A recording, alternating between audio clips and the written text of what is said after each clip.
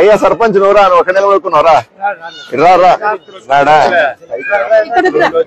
ఏమయ్యా క్రిస్టియనా? సరే, ఎందుకని?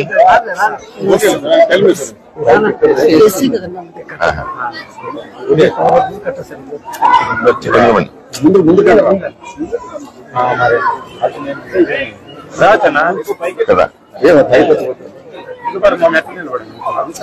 మనం సర్పంచ్ కూడా మనం నిధులేస్తా ఉన్నాం.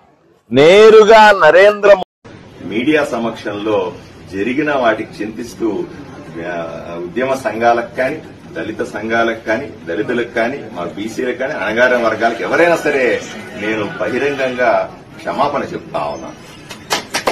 ఎందుకంటే చాలా మంది అంటారు, ఏమంది క్షమాపణ చెప్తున్నారు ఎట్లా అని.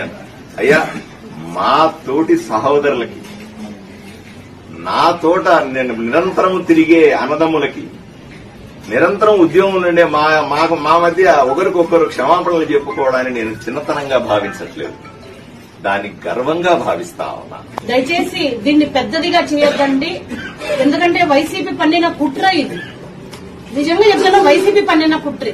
కాబట్టి ఎవరైతే బాధపడినారో ప్రత్యక్షంగా గాని పరోక్షంగా గాని ఆ వీడియో తీసి రాష్ట్ర వ్యాప్తంగా ఇంకెక్కడైనా గాని దేశవ్యాప్తంగా పడిన వాళ్ళ వర్గాలకు అందరికీ కూడా, నా అన్నలకు నేను బహిరంగంగా క్షమాపణలు చెప్పుకోవాలి.